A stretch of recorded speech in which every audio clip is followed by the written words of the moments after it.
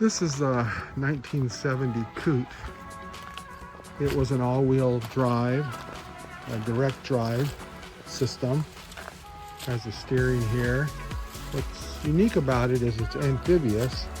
And right here, there's two different compartments connected by that threaded area. Drive shaft passes through. So this thing can articulate pretty far so that the front could be flat and the back would be really tilted, you know, to follow the terrain.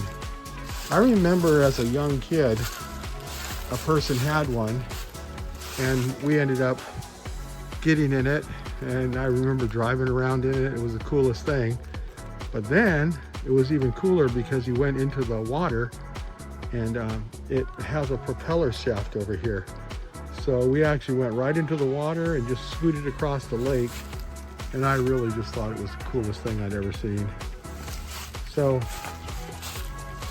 this is one of the items that I think I'm going to get it on my trailer, list it on Craigslist, see if I can sell it, and just to be one of those projects that I couldn't go forward on. I did end up sandblasting and straightening out these rails here. I ended up putting new tires on it. Those were like 50 bucks. I ended up putting these headlight guards on it. And that's about all I did. I cleared everything out of it. And I have that over there, which I'm gonna have to set it back in there. But I'm gonna take it back to my house, vacuum it all up. I'm gonna take pictures of it here, and then I'll be able to post it on Craigslist and just see if anybody's interested in a project like this. My thinking is that someday I would have some property where I could have this thing and I could scoot around the property on it. But I'd also be happy with a side-by-side, you know, that's already completed. This one here, I figured it'd be about $5,000 to restore it to where I want it. But then there's even a question as to what would I do with it. I can't leave it over here. And my uncle is 88 years old, so if something were to happen to him, this would be something they'd want me to get out. Well, actually, all my stuff I have over here would be something they'd want me to get it out of here right away, maybe give me a month. And I don't want to sell all this stuff under duress. So I'm going to try to get rid of it this year. And I'm going to go through all of my stuff and try to get rid of all of it within the next 3 years before I retire. You can see down there, there's holes in the bottom. That wouldn't be very good for being amphibious. So they'd all have to be plugged up. The floor is actually pretty good shape. So you got a straight axle on the front side here. I mean, not a straight axle, but it has, it's all gear driven. And so that round thing right here in the middle of the picture is the disc brake. You really don't need a brake for it because when you let off on the gas, it actually almost brakes just using the engine. The drive shaft is level, straight across here, and then it goes into a similar one on the back. Some of these had all-wheel drive, so they could steer on the front and the back. This one does not have that. The shaft that it exits this gearbox is for the propeller. So once you're in the water, the wheels would continue to turn, but that propeller would also turn, you know, off of the engine. The idea is, you can see the engine plate right there. It kind of goes under the seat, and that would be the original position.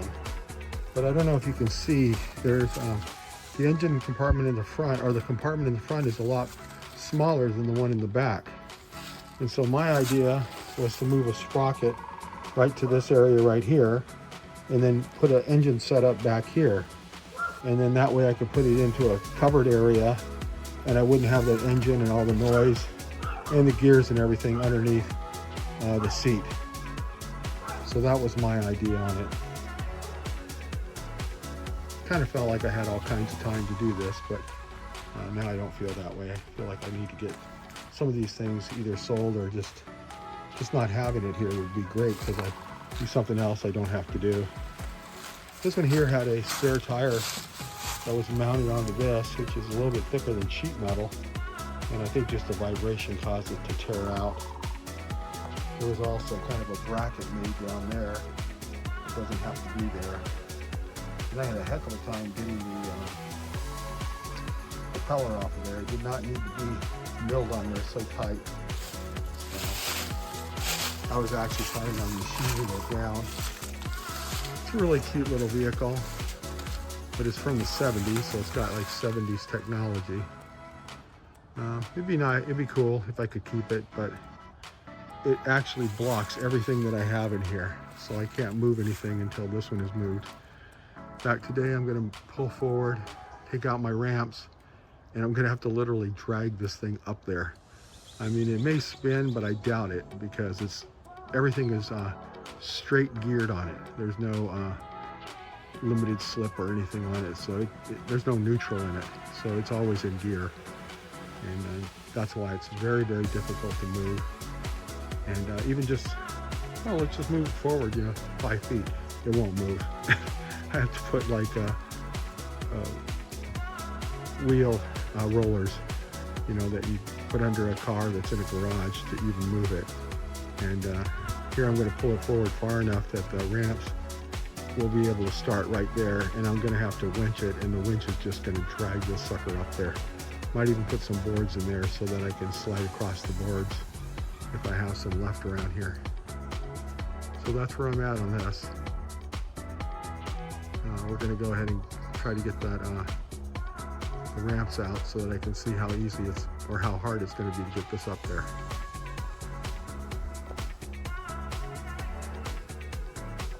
My idea is to put a sprocket around this drive shaft, maybe like right in here, and then the engine can go over here. And I don't know if I need anything else here, a gas tank or a battery, but the engine was going up here in the front. You can see the bracket down there, and it sits kind of under the seat. And then there was a transmission over here that could go into reverse. But I'm thinking about making it only going forward using a centrifugal clutch with a sprocket on it.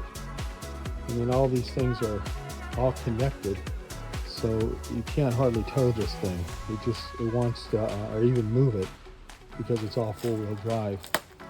But what do you think about placing the engine back in this back part of it? You can see I have a lot more room in the back than I do in the front. And I can soundproof it and everything. I thought about taking everything that was over here in terms of the air cleaner and that intake thing here, just cutting it off and then putting it back over here, so that that's for ventilation. Anyway, that's what I'm thinking about. What do you think?